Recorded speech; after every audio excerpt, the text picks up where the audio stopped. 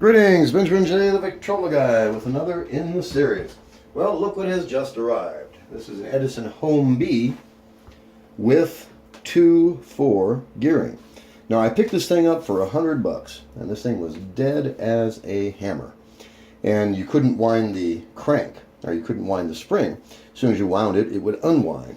So it had not been run in decades. I mean decades. It was covered in this fuzzy, sticky stuff that you always find on these old phonographs.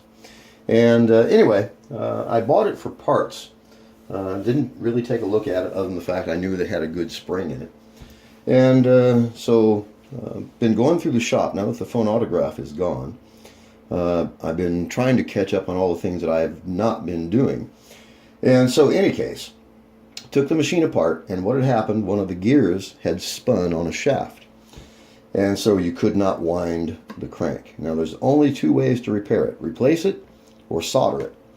And so I opted to solder it. It's a really simple, easy thing to do. You just clean the shaft, line up the gear, put a clothespin on one side so it can't move, zap it with a little torch, and solder it in place just as if you were soldering copper pipe. It's really, really simple, straightforward. So I also had to drill and tap a new hole for the main pulley coming off the motor. It was stripped. Many of them are. In fact, lots and lots of them are. And I had an old duct tape belt that I pulled out of the drawer. I keep these things when I take them off the machine. And it's all full of wrinkles, and it was actually folded over about 6 times. But in any case, just got the machine reassembled, and it's up and running. So a 2-4 Edison Home B cylinder phonograph for $100. So I threw a reproducer on it. This is the result.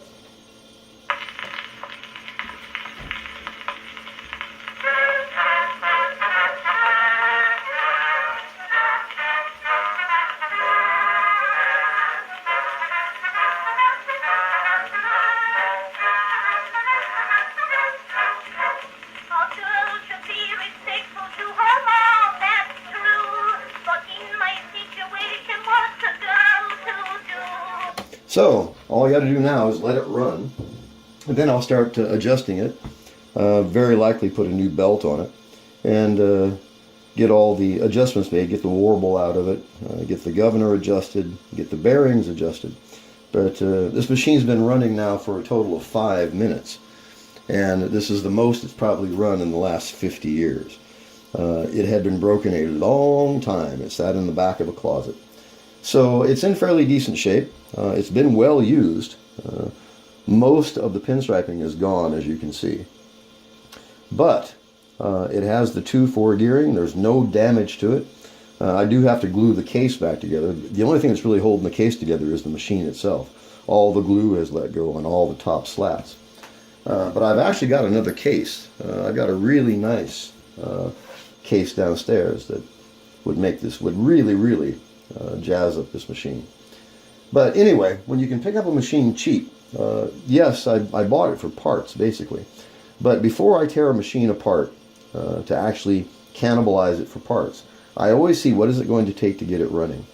And in this case, it took longer to make a duct tape belt than it did to actually repair the phonograph. It took about 5 minutes to solder that gear back onto the shaft. The most time I spent on this machine was actually drilling and tapping the new hole for the main pulley. But the 2-4 gearing is working. It doesn't have a selector switch on it, so you just pull it out with your finger. But it'll play 4-minute blue amberols. So all I got to do is throw an H reproducer on here. You can see how loose that belt is. I can throw a H reproducer on this machine, and I have a really nice 2-4-minute cylinder phonograph. See the case here? Like I said, this case is just literally falling apart. So it won't take much to do this. Now that the machine is up and running, I take it back out of the case, take the case apart, put some decent wood glue on this, glue it back together, put the screws back in the bottom, drop the machine back in it, and you have a fairly nice cylinder phonograph. This is not a collector's phonograph. This is the kind of phonograph you buy that you're going to take home and use and listen to, which is what I do. I don't collect phonographs in the true sense of the word. I don't own them just to own them.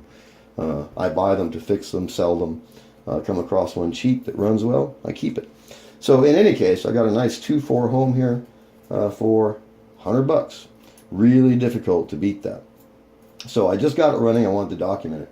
Neat old machine. So as I stressed, don't overlook the junk. If you're good with your hands, you don't have to be a specialist or an expert to fix one of these phonographs. It's just a bunch of gears. And if you can logically follow the sequence of operation of how it works, you can find out why it's not working. In this case, it was a really simple fix. It didn't take much to get this machine running. So a really decent working Edison Home B with 2.4 gearing for $100. It's really hard to beat that. And you put a little bit of work into this. 90% of the time, you spend most of your time making it look nice rather than making it work well. So it takes, it'll take a few hours to actually knock this entire thing apart, glue it back together, get it lined up and true, reassemble it, put the machine back in it, wipe it down, clean it up as best you can while it's apart. But as I said, they're not difficult to repair as long as you're good with your hands. The biggest thing you need is a screwdriver. I mean, it's fairly straightforward stuff. As long as you understand how the machine is supposed to work, you can almost instantly recognize why it isn't working. So in this case, it was just a gear that was spinning on its shaft, and the output pulley for the motor was completely stripped. So I had to actually drill a new hole and tap it, put a different screw in it. But it's up and running. That's the important thing. No problems with it of any kind. The machine is repaired. Now I just need to get it lubed and tuned and let it run for a few hours so it gets used to running again. This is going to be a really nice phonograph. As I said, it's not a collector's item. It's in decent shape, it works well, and it was inexpensive. That's the best of all worlds. A working cylinder phonograph for $100 with 2.4 gearing. Hard to beat that. Anyway, I just wanted to do a quick video. As always, if you have any questions, feel free to drop me an email, thevictrolaguy@gmail.com. And as always, thank you for watching.